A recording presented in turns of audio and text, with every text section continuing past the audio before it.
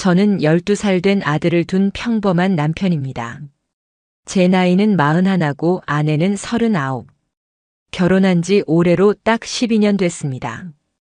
연애 2년, 결혼 12년. 그동안 큰 싸움도 없이 잘 지냈다고 생각했어요. 당연히 서로를 믿고 살아왔고요. 아내는 광고 기획사 팀장으로 일하고 있어요. 아이 키우느라 몇 년 쉰 뒤 복직했는데 그 뒤로는 다시 예전처럼 일에 열정적인 모습이었죠. 저는 외국계 회사 영업부에서 일하고 있어서 퇴근 시간이 비교적 자유롭습니다. 그래서 육아는 제가 더 많이 맡았고 집안일도 주말엔 거의 제가 했어요. 솔직히 말하면 불만은 없었습니다. 오히려 뿌듯했죠. 가정을 지킨다는 기분이 들었거든요. 그런데요, 작년 여름쯤부터였어요. 아내가 야근을 자주 하기 시작했습니다. 처음엔 프로젝트 일정이 늘어졌다고 했어요. 이번 주 금요일은 밤 10시 넘어야 끝날 것 같아. 팀장이니까 남아서 마무리해야지. 그렇게 늦게 들어오는 날이 주 1회, 그 다음 주엔 2회. 그러더니 어느 순간 주 4일이 되더라고요. 야근이 늘어날수록 아내는 점점 더 깔끔하게 차려입고 출근했어요. 평소보다 진한 향수, 바뀐 립스틱 색. 모두 작은 변화였지만 저한테는 낯설게 느껴졌습니다. 처음엔 제가 예민한가 싶었어요. 근데 어느 날 밤 이상한 장면을 목격하게 됐습니다. 아내가 잠든 새벽 거실에 나와 물을 마시는데 식탁에 놓인 아내 핸드폰에서 알림 하나가 떴어요. 그럼 그날은 강남 쪽으로 갈게요. 조심히 들어가요. 가슴이 철렁 내려앉았습니다. 보낸 사람의 이름은 저장되지 않은 번호였습니다. 업무 문자일 수도 있었죠. 하지만 느낌이 이상했어요. 그냥 직감이었어요. 뭔가 평소와 다르다. 감췄다. 다음 날 아침 아내는 평소처럼 저와 아이 앞에서 웃고 있었어요. 그런데 그날 이후로 저는 이상한 점들을 더 예민하게 보게 됐어요. 하루는 냉장고 위에 카드 영수증이 있었는데 청담동의 고급 레스토랑 2인 세트. 금액이 거의 20만 원이었어요. 회사 사람들이랑 갔어? 응. 본부장님이랑 클라이언트랑 미팅 겸 식사했지. 그 대답은 너무 자연스러웠어요. 오히려 제 반응이 과한 건가 싶었어요. 하지만 그 본부장님이라는 사람이 너무 자주 등장하는 거예요. 야근, 회식, 외근, 점심 식사. 대화 중에 항상 그 이름이 껴 있었어요. 그 순간부터 제 머릿속에 경고등이 켜졌습니다. 이건 단순한 동료 관계가 아닐 수도 있다. 며칠 뒤엔 리모컨을 찾다가 소파 틈 사이에서 아내의 립글로스를 발견했어요. 그게 평소에 아내가 쓰던 색이 아니었습니다. 조금 더 진하고 낯선 향이 났어요.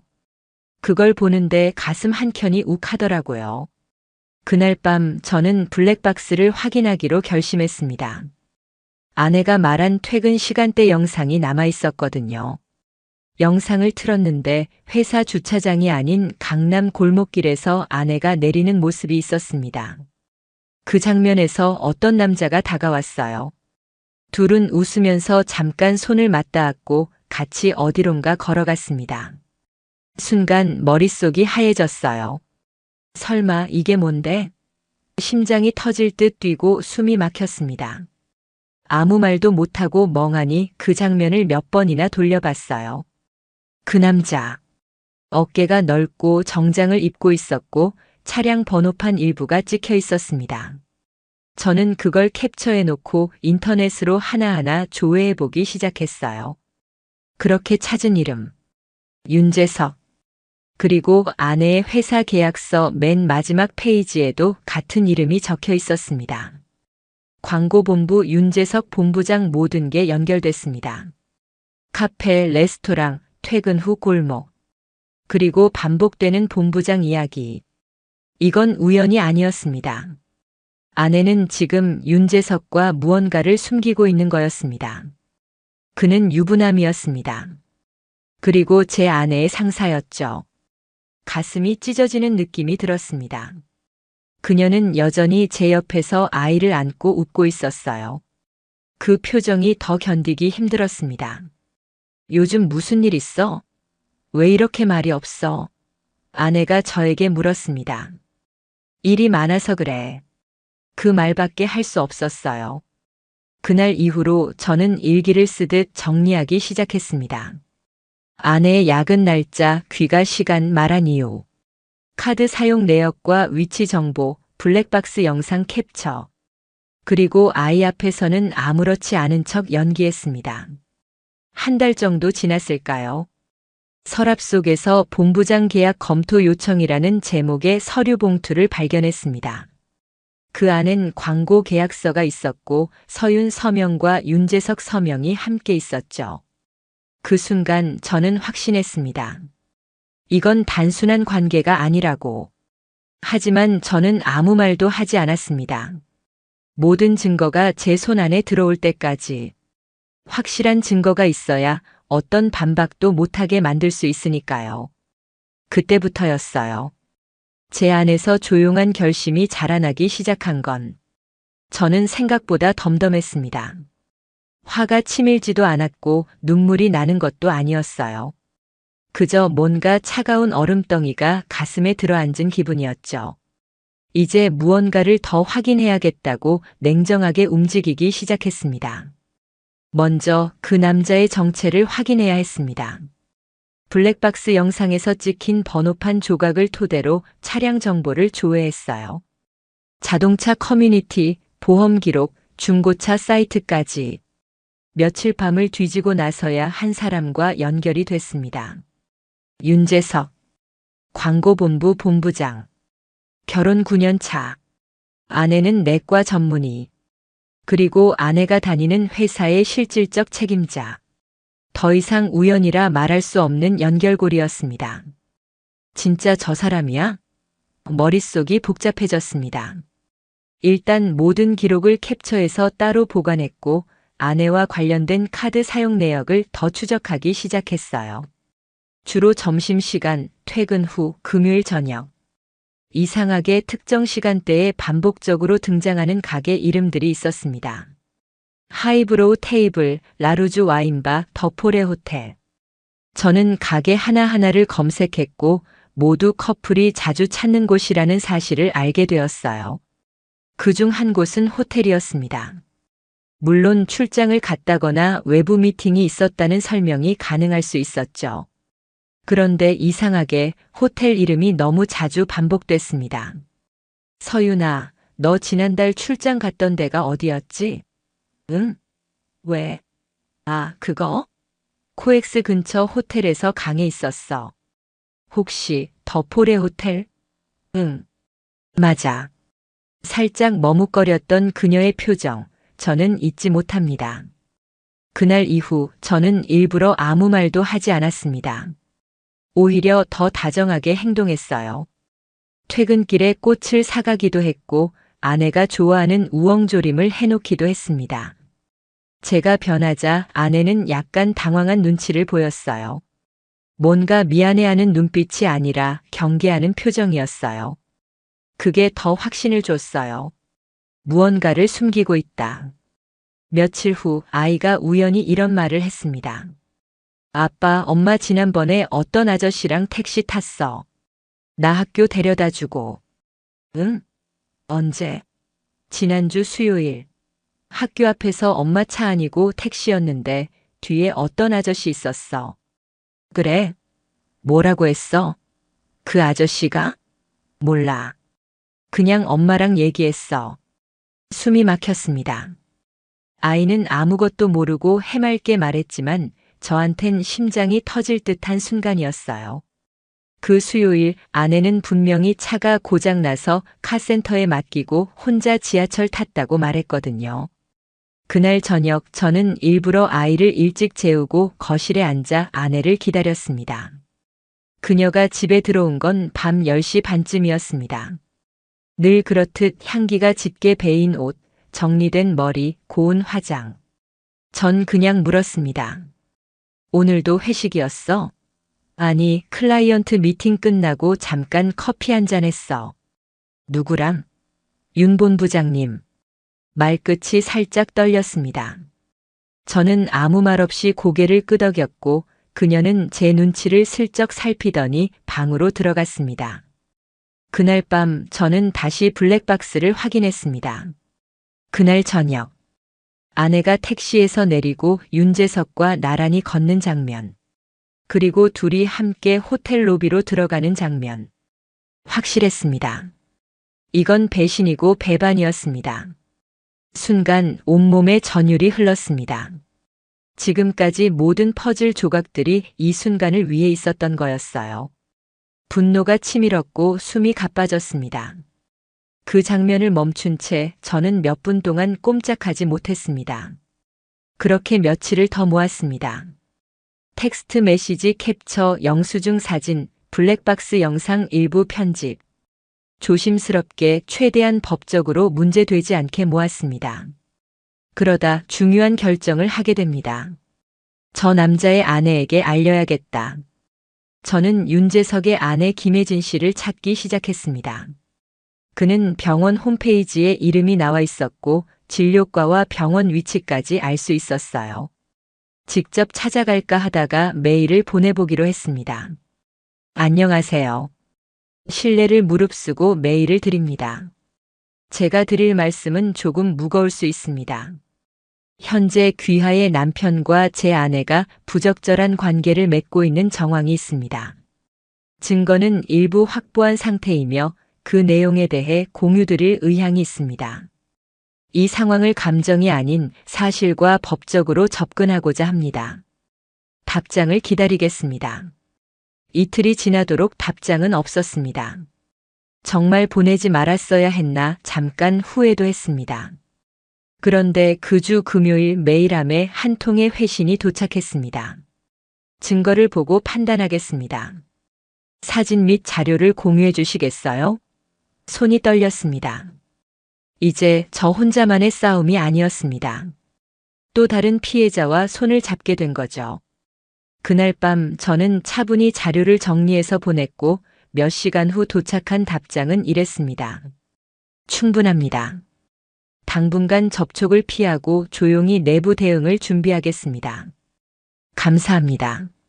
그날 이후 저는 한결같은 일상을 연기했습니다. 서유는 여전히 제 옆에 있었고 아이는 아무것도 몰랐습니다. 하지만 저는 알고 있었어요.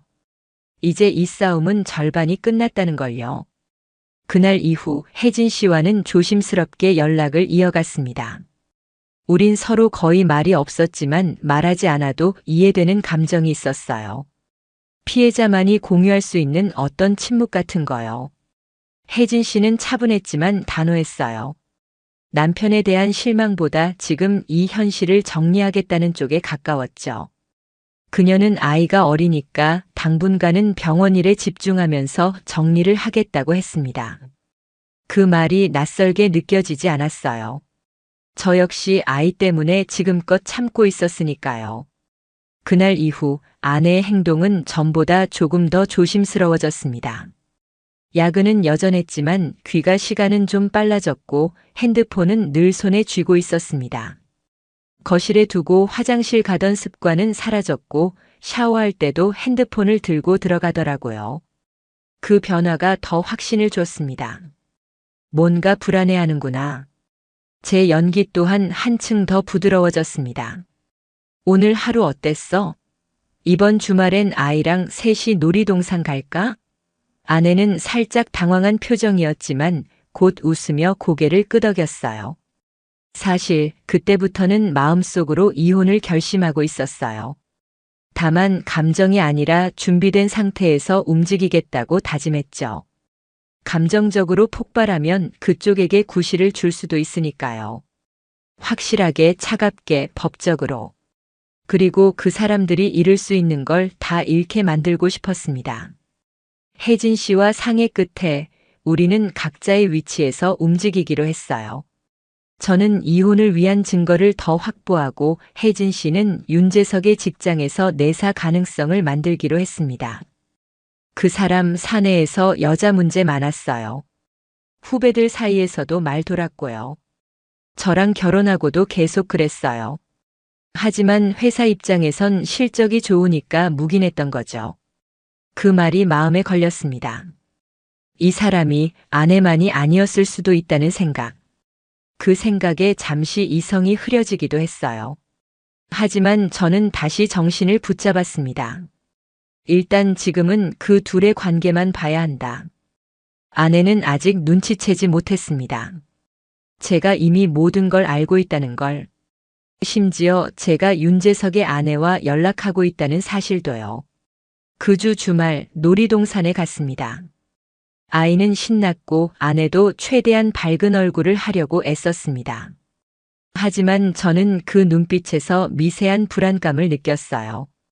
어쩌면 아내도 지금 자신이 살아가는 이 삶이 불안정하다는 걸 느끼고 있었을 겁니다. 민서야, 아빠가 사진 찍어줄게. 엄마랑 같이 찍어야지. 아내는 아이 옆에서 어색하게 웃었고 저는 셔터를 눌렀습니다. 그 사진엔 아이의 웃음과 아내의 어색한 미소가 함께 담겼어요. 그 미소가 참 낯설었습니다. 그 주 월요일 저는 회사에 연차를 내고 변호사를 찾아갔습니다. 상간자 소송, 위자료 청구, 양육권. 하나하나 조용히 상담을 받았고 예상보다 훨씬 현실적이라는 걸 깨달았어요. 특히 제가 증거를 잘 모아왔다는 점에서 변호사는 준비가 잘 되어 있다고 했습니다. 지금 단계에서 감정적으로 먼저 움직이지 마세요. 법적으로 충분히 우위에 서 있습니다. 그 말이 조금은 위로가 됐습니다. 그리고 일주일 후 혜진 씨에게서 연락이 왔습니다. 윤재석 감찰팀에 익명 제보 들어갔대요. 어떻게 아셨어요? 회사에서 내부 소문 도는 거 보니까 누가 내부 문건 유출했다고 난리래요. 일단 지금은 무조건 모른 척 하세요. 그 말에 저는 다시 무표정한 가장으로 돌아갔습니다. 아내는 요즘 자꾸 말을 겁니다. 요즘 왜 이렇게 말이 없어? 회사 일 때문에 좀 바빠서. 뭔가 불편한 거 있어? 아니. 웃으면서 말했지만 제 눈은 웃지 않았습니다. 그날 밤 아내가 먼저 잠든 뒤 저는 거실에서 블라인드 앱을 켰습니다. 광고업계의 윤재석이라는 사람, 후배 여직원들 괴롭혔다는 말이 있던데 진짜임? 이 사람 유명했죠. 근데 실적 좋으니까 회사에서 그냥 넘어간 듯. 댓글이 몇 개 달려 있었습니다. 그리고 그 아래에 누군가 쓴 짧은 문장. 이번엔 제대로 터질 거임. 진짜로. 저는 조용히 그 창을 닫았습니다. 마음 한켠이 묘하게 가라앉는 느낌. 이제 곧 본격적인 균열이 시작될 거라는 예감이 들었습니다. 그리고 다음 날 아침 아내가 이런 말을 꺼냈습니다. 요즘 회사 분위기 좀 이상해. 누가 감찰팀에 뭐 올렸나 봐. 그런가 봐. 짧게 대답했지만 속으론 웃고 있었습니다. 드디어 시작됐구나. 아내는 요즘 눈빛이 불안합니다. 그녀는 예전처럼 저를 정면으로 보지 않습니다. 대화는 자주 끊기고 자잘한 짜증이 늘었습니다. 내가 말했잖아. 그건 알았다고. 지금 예민하니까 말 좀 조심해 줄래? 가끔 그런 말을 듣고도 저는 아무 반응을 하지 않았습니다. 그럴수록 그녀는 더 혼란스러워졌고요. 아내가 흔들리기 시작했다는 건 곧 윤재석 쪽에서도 문제가 생기고 있다는 뜻이었습니다. 혜진 씨에게 다시 연락이 왔습니다. 사내 감사팀에서 윤재석 조사 시작됐어요. 정식은 아니고 일단 비공식적으로. 본인은 알아요? 눈치챈 것 같아요. 요즘 집에서도 날카롭고 말수 줄었어요. 그럼 준비할게요. 이쪽도 이제 시작해야죠. 이젠 더 이상 미룰 이유가 없었습니다. 변호사와 정식으로 위임 계약서를 썼고 위자료 청구 소장을 준비했습니다.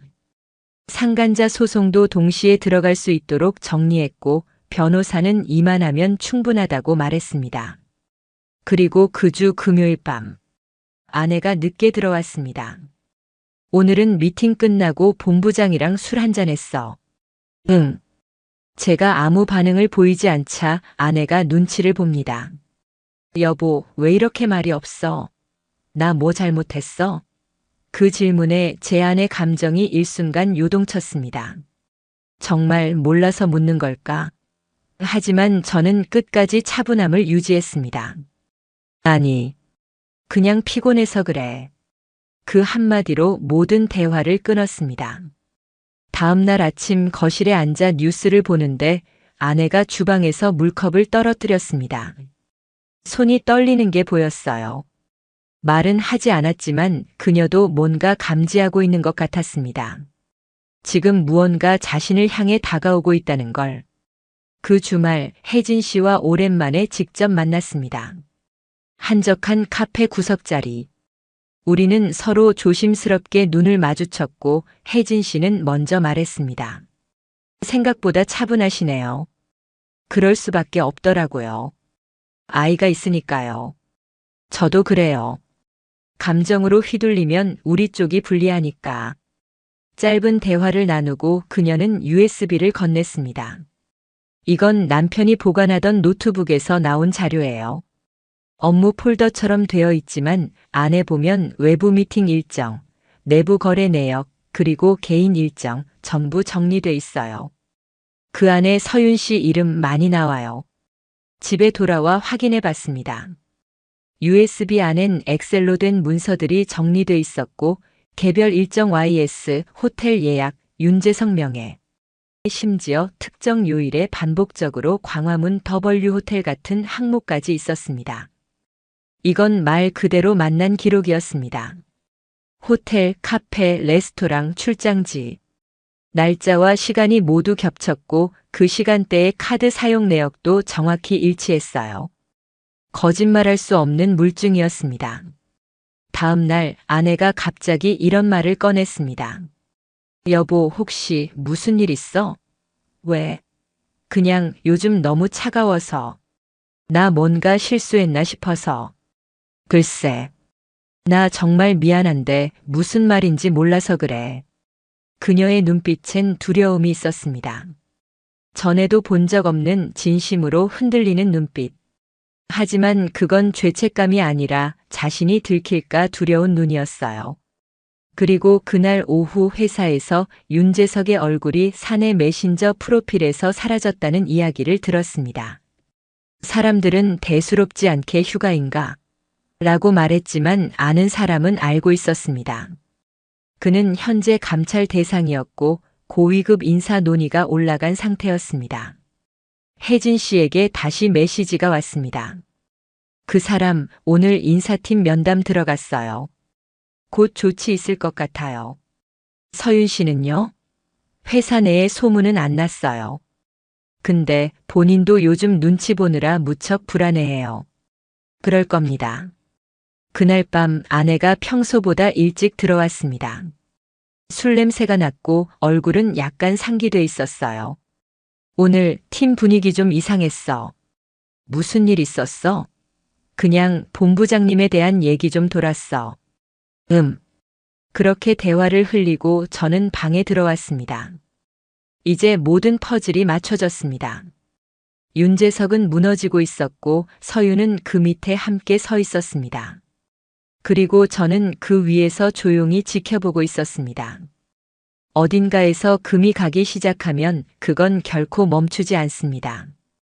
흔들리던 작은 조각은 어느 순간 전체를 무너뜨리고 말죠. 서윤과 윤재석.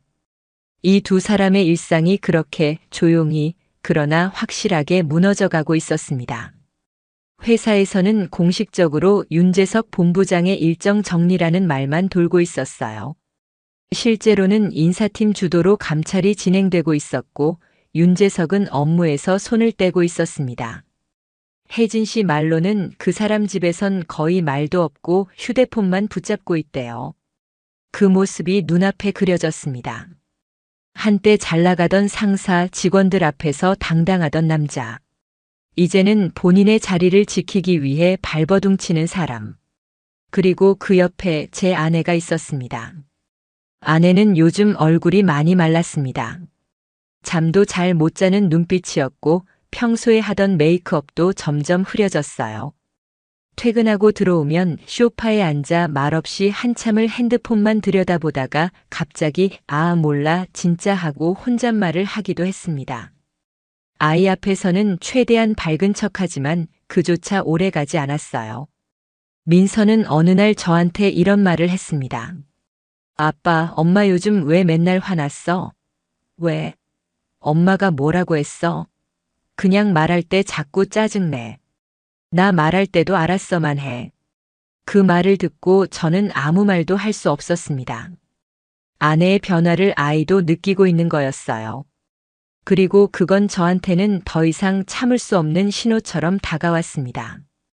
그 주 월요일 아침 저는 변호사 사무실에서 이혼 소장을 최종 확인했습니다. 양육권은 제게, 위자료 청구는 상간자 포함. 재산 분할은 결혼 기간 중 저축 및 부동산 내역을 바탕으로 조정 요청. 모든 항목이 정리돼 있었습니다. 변호사는 마지막으로 이렇게 말했어요. 이제는 감정보다 순서대로 움직이셔야 합니다. 상대가 혼란스러울수록 차분해야 돼요. 그 말을 곱씹으며 집에 돌아왔습니다.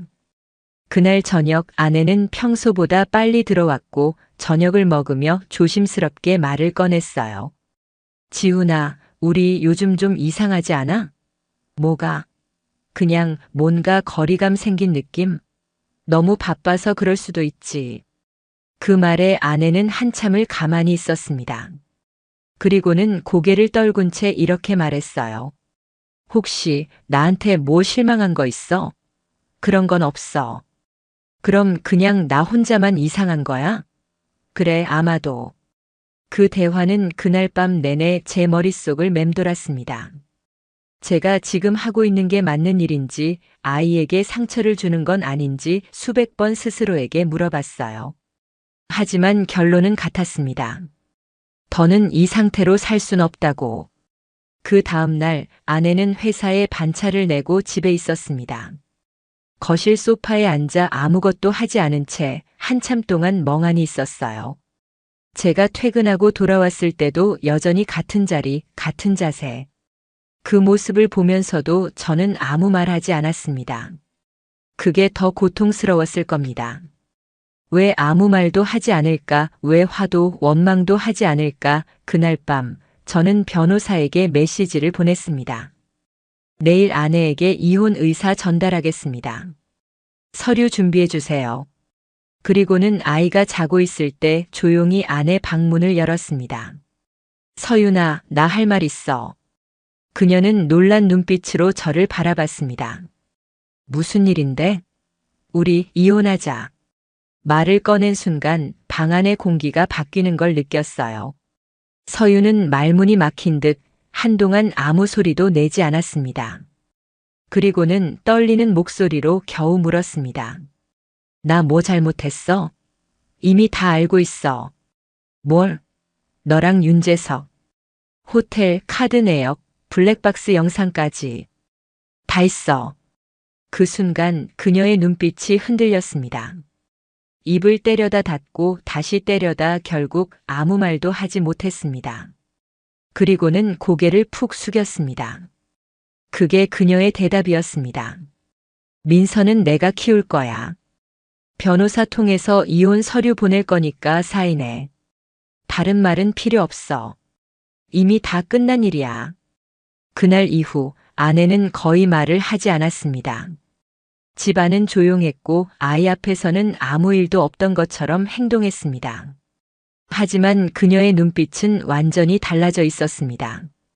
초조함, 두려움, 불안. 그리고 무언가를 포기한 듯한 표정. 며칠 뒤 윤재석이 공식적으로 직무정지 상태에 들어갔다는 소식을 들었습니다. 사내 인트라넷 공지로 올라온 인사 관련 사항에는 그의 이름이 있었습니다. 그제서야 사람들도 눈치를 채기 시작했죠. 그 사람 여자 문제 터졌대. 팀장 중에 누가랑 그랬다던데. 조용히 처리하는 것 같아. 정식 징계 안 나왔던데. 아내는 회사에서 곤란한 위치에 서게 됐습니다. 공식적인 징계는 없었지만 사람들의 시선은 달라졌고 회의에서 발언권도 줄었습니다. 이제 누구도 그녀를 중심에 두지 않았습니다. 집에서도 회사에서도 그녀는 점점 투명한 사람이 되어가고 있었습니다. 정식으로 이혼 서류를 접수한 건 수요일 오전이었습니다. 변호사가 직접 아내의 직장으로 보내는 걸 추천했지만 저는 마지막 예의를 지키고 싶었습니다. 그래서 직접 집으로 서류 봉투를 가져와 조용히 건넸습니다. 이거 읽어보고 서명해. 변호사 연락처도 있으니까 필요한 건 직접 문의하면 돼. 그녀는 아무 말 없이 봉투를 받아들고 고개를 끄덕였습니다. 눈동자는 축 처져 있었고 손끝이 살짝 떨리는 게 보였습니다. 그 순간조차 저는 연민보단 확신이 들었어요. 이 선택이 맞다. 아내는 그날 밤 조용히 거실로 나와 제게 이렇게 말했습니다. 여보, 혹시 한 번만 기회를 줄 수는 없어? 이미 기회를 줬잖아. 그걸 내가 이렇게 만든 거고. 아이 때문에라도 아이한테 더는 거짓말하고 싶지 않아. 난 지금까지 너무 많이 참았어. 그리고 이제 끝났어. 그 말에 그녀는 아무 대꾸도 하지 않았습니다. 고개만 끄덕이고 다시 방으로 들어갔습니다. 문이 닫히는 소리 뒤로 가볍게 흐느끼는 소리가 들렸지만 저는 그저 텔레비전 화면만 바라봤습니다. 이제는 나도 울지 않는다. 며칠 후 변호사로부터 연락이 왔습니다. 상대방 사인 완료됐습니다. 이제 가정법원으로 정식 접수하겠습니다. 짧은 한 줄. 하지만 그 순간 저는 눈을 감았습니다. 드디어 끝이 보이기 시작한 거였습니다. 같은 시기 윤재석도 회사를 나왔습니다. 정식 징계는 없었지만 사실상 권고사직이었습니다. 혜진 씨에게 들은 말로는 위에서 정리 조건으로 퇴직금을 삭감했고 앞으로 어떤 업체에서도 글을 쓰지 말라는 내부 지침까지 돌았다고 했습니다. 업계 블랙리스트. 그 말은 모든 걸 의미했죠. 지금 그 사람 거의 집 밖으로 안 나가요. 혜진 씨는 어때요? 전 변호사 통해 이혼 서류 정리 중이에요. 재산 분할도 거의 안 줘요. 애는 제 쪽으로 데려오고요. 생각보다 깔끔하게 되네요. 혜진 씨의 말에 저는 고개를 끄덕였습니다. 우리 둘은 그렇게 서로에게 대단한 위로 없이 차가운 현실만 주고받는 사이가 되어 있었습니다. 하지만 그게 더 든든했어요. 감정적인 공감보단 냉정한 공조. 우리는 같은 상처를 공유한 사람들입니다. 아내는 점점 말수가 줄어들었습니다. 아이와도 대화를 잘하지 않았고 집안에서는 거의 그림자처럼 움직였어요. 아이의 생일이 다가오던 어느 날 그녀가 조심스럽게 말을 꺼냈습니다. 민서 생일 파티 내가 준비할게. 아니, 내가 할게. 그래도 마지막인데 그래서 더더욱 내가 해. 미안해. 짧은 대화였지만 그 안에 수많은 감정이 오갔습니다. 그녀도 알고 있었던 겁니다. 이게 끝이라는 걸. 아이 생일 당일 저는 친구 몇 명을 초대해 조촐하게 파티를 열었고 아내는 끝까지 구석에서 조용히 앉아 있었어요. 아이는 그런 엄마를 이상하게 여겼지만 다행히 밝은 표정으로 하루를 보냈습니다. 파티가 끝난 저녁 서윤이 민서 방 앞에서 한참을 서 있다가 조심스레 방문을 열고 들어갔습니다. 그리고 문틈 사이로 작게 들려온 말. 민서야, 엄마가 정말 미안해. 정말 많이 사랑해. 알지? 아이의 대답은 들리지 않았습니다. 그 순간 저는 처음으로 가슴이 철렁했습니다. 아무 말도 하지 못하고 저는 그대로 방문 앞을 지나쳤습니다. 그 다음 날 아내는 제게 말했습니다. 여보, 나 다음 주에 짐 뺄게. 회사에도 퇴사하겠다고 말했어. 당분간 좀 멀리 있을 생각이야. 그래. 민서 자주 보고 싶지만 내가 감히 그런 말할 처지는 아닌 것 같아서. 아이한테는 내가 엄마라는 사실 변하지 않아. 하지만 지금은 너보다 내가 나아. 그건 너도 알잖아. 그녀는 아무 말 없이 고개를 끄덕였습니다. 그 모습이 어쩌면 이 사태 이후 처음으로 진심 같아 보였습니다. 그리고 그 주 금요일, 아내는 말없이 캐리어를 끌고 집을 나섰습니다. 아이에겐 출장이라고 말했지만 저는 알고 있었습니다. 이제 이 집은 더 이상 그녀의 공간이 아니라는 걸. 그녀가 나간 후 저는 거실을 정리하며 사진 한 장을 꺼냈습니다. 민서가 돌 때 찍었던 가족 사진. 그 속에 우리는 진짜 웃고 있었어요. 하지만 이제 그때의 저는 없었습니다. 조용히 사진을 서랍에 넣고 창밖을 봤습니다. 구름 한 점 없는 하늘. 그 아래 이 집엔 저와 민서만 남았습니다. 그녀가 떠난 후 집안은 이상하리만큼 조용했습니다.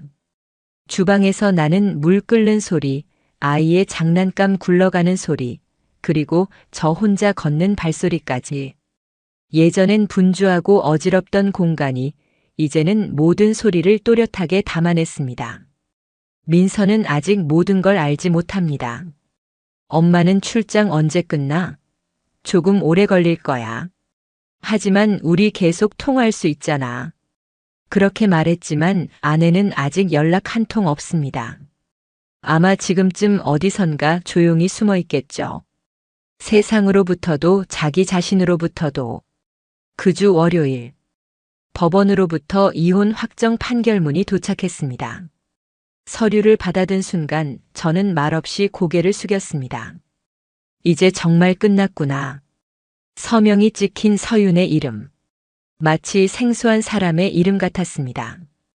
변호사와 마지막 정산을 마치고 사무실을 나서는 길, 저는 조용히 전화를 걸었습니다. 혜진 씨였습니다. 혜진 씨, 다 정리됐어요. 이제 진짜 끝이에요.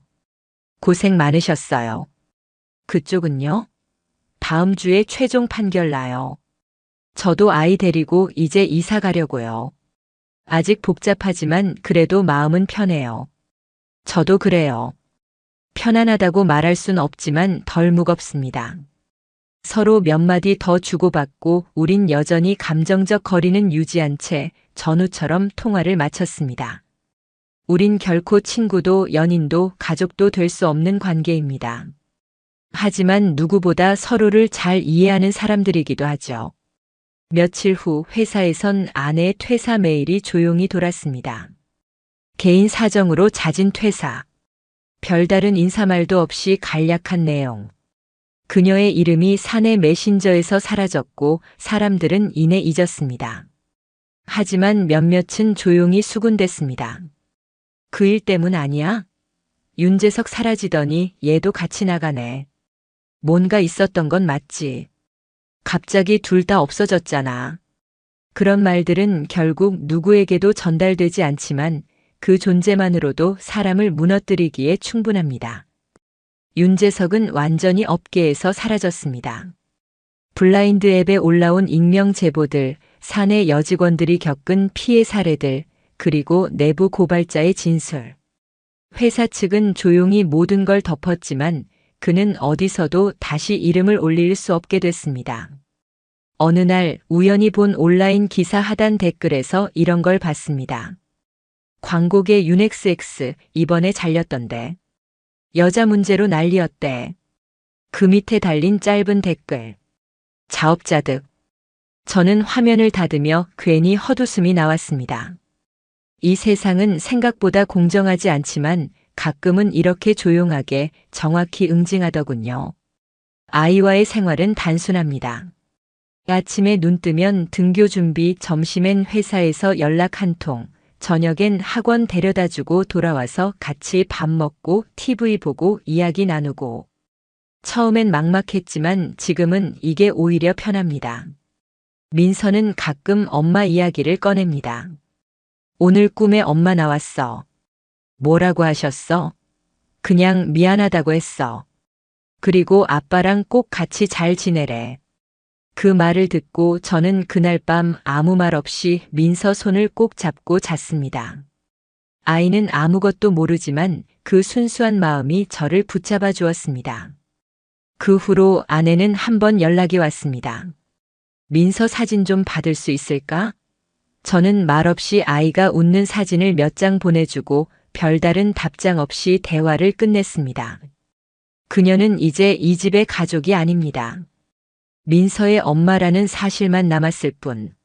하루는 거실 장식장 위에 놓인 액자들이 눈에 들어왔습니다. 민서 돌잔치 사진, 제주도 가족여행 때 찍은 셀카, 셋이 웃고 있는 모습. 그 모든 장면이 거짓은 아니었을 텐데 이젠 하나하나가 낯설게 느껴졌습니다. 처음엔 도무지 치울 용기가 나질 않았습니다. 하지만 어느 날 밤 민서가 묻더군요. 아빠, 이 사진 계속 여기 있어도 돼? 왜? 그냥 보면 이상해. 지금은 우리 둘뿐이잖아. 그 말이 제 등을 밀었습니다. 그날 밤 조용히 액자를 하나씩 닦아가며 상자에 담았습니다. 유리창을 문지를 때마다 제 손끝에 묻은 먼지보다 마음에 남은 감정이 더 크게 느껴졌습니다. 그 후로 집안은 훨씬 단정해졌습니다. 민서 방 벽에는 제가 직접 새로 붙인 알파벳 스티커와 별 모양 야광 등이 반짝였고 냉장고엔 아이가 그린 그림이 하나둘 붙기 시작했어요. 그렇게 우리는 아주 조금씩 이 집을 우리 둘의 공간으로 바꿔갔습니다. 하루는 회사에서 오래 알고 지낸 동료가 식사 중 이런 말을 꺼냈습니다. 지훈 씨 요즘 얼굴이 편해 보여요. 예전보다 눈빛이 좀 가벼워졌다고 해야 하나? 저는 잠시 숟가락을 내려놓고 웃었습니다.